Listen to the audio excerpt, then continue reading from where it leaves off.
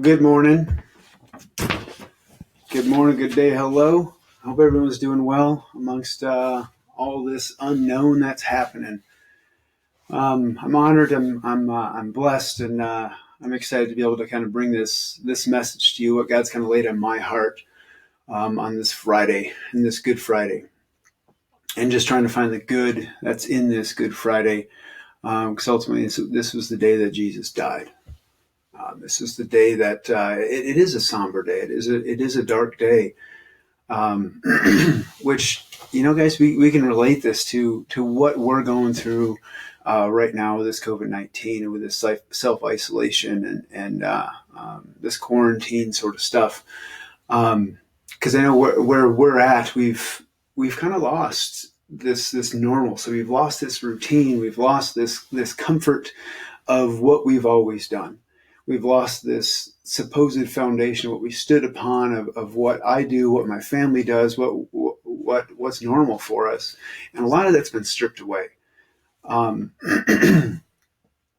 just going to kind of relate that to this Good Friday, and on Sunday morning, the Lord just kind of he said, "Grab the pen, we're going to write." So I did, and this poem came out, which I'll share with you guys in just a little bit. Let me start out with just the story out of Mark about the crucifixion of Jesus, and then we'll get moving through it. This is Mark 15, starting in verse 22. They brought Jesus to the place called Golgotha, which means the place of the skull. They offered him wine mixed with myrrh, but he did not take it, and they crucified him. Dividing up his clothes, they cast lots to see what each would get. It was 9 a.m. when they crucified him. The written notice of the charge against him read, "The King of the Jews." They crucified 2 rebels with him, one on his right and one on his left. Those who passed by hurled insults at him, shaking their heads and saying, "So, you who are going to destroy the temple and build it in 3 days, come down from the cross and save yourself." In the same way, the chief priests and the teachers of the law mocked him among themselves. "He saved others," they said, "but he can't save himself.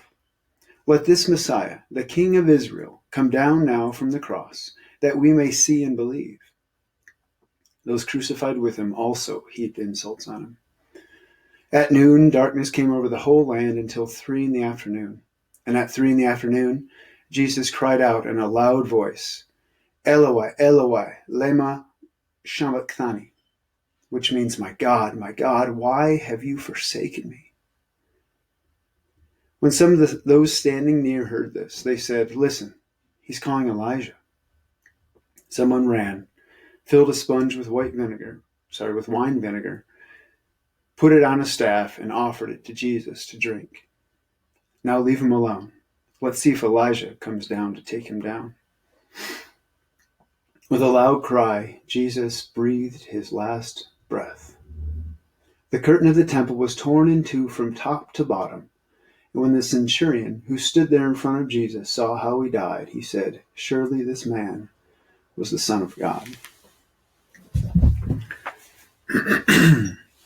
So what God kind of laid on my heart with this poem here coming up is, and even as I started writing, I didn't know this is where it was going to go, but he said he had me write it from the perspective of one that was there, from the view of one who had their hope in Jesus, who believed in him as becoming the king.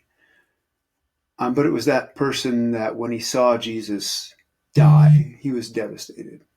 He was distraught, and he said, This is the guy. This is the guy that I put my hope in, that I trusted in, and now he's dead. The thing that I had my confidence in is now gone."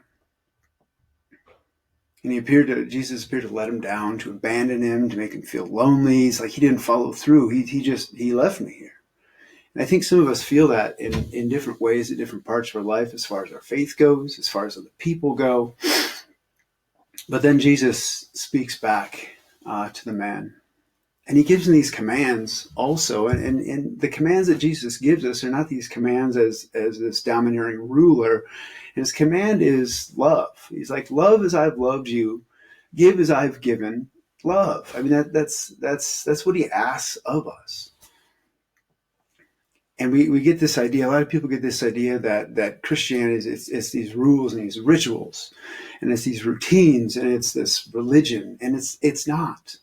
It's not. And it's as Jesus shows us with this example here, that it's about this relationship. It's about this care. It's about this love. It's about this relationship. It's this restoration. It's this refocus. And really it's this recognition also of how deep his love is, how powerful he is, how powerful he could have been to become the king, but he's like, but that's not my role.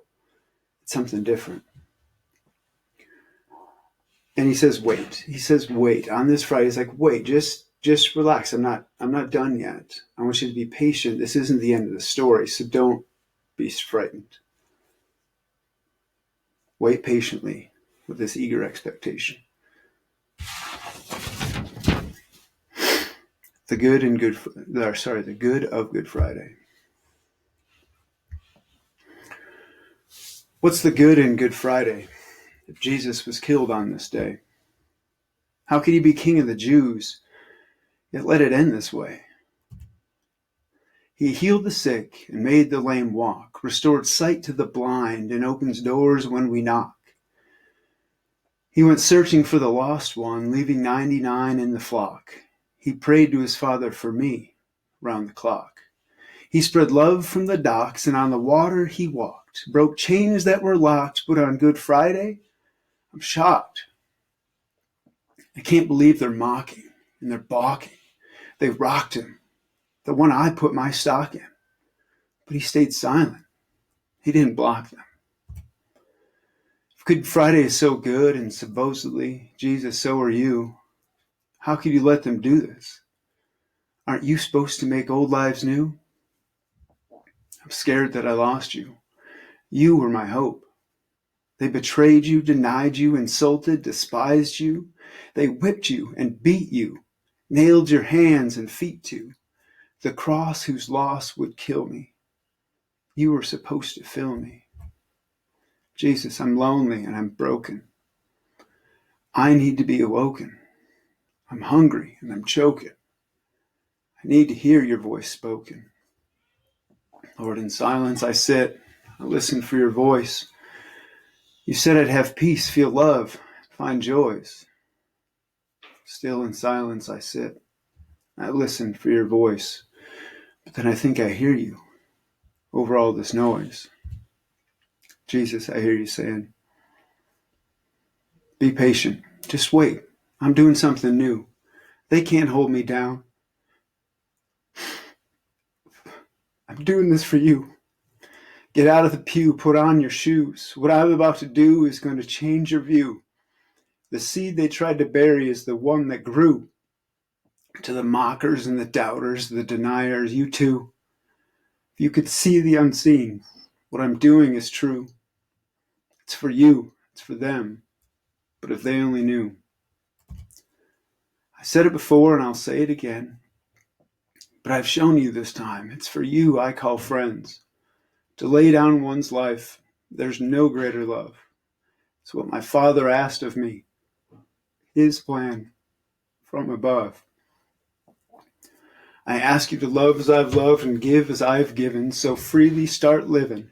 From death I have risen. Sacrificed my power to rule and my strength to defend, because God called me to do this, to bring to an end the burden of shame and guilt and the weight of all sin.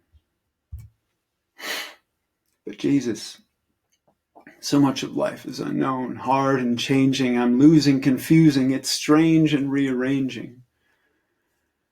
When I turn, I get burned. So help me to learn of your concern and love that's unending, deep and always sending. Deeper than the oceans and taller than the mountains, wider than horizons and refreshing like fountains. That doesn't always make sense, Lord, but I'll trust you. I'll follow. I've tried to do it alone before, but still I feel hollow. Then I turn around and see you. Realize you've always been there. You've protected and guided, still gave when I wouldn't share. My time and my worries, my life and my cares. But Lord, you say, it's not your load to carry, not yours alone to bear. I love you with an everlasting love. Look and see.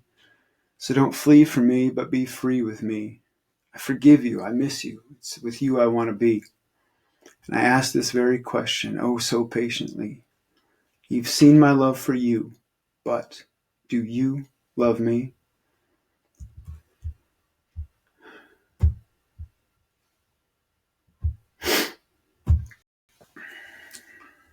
So as we kind of reflect on this,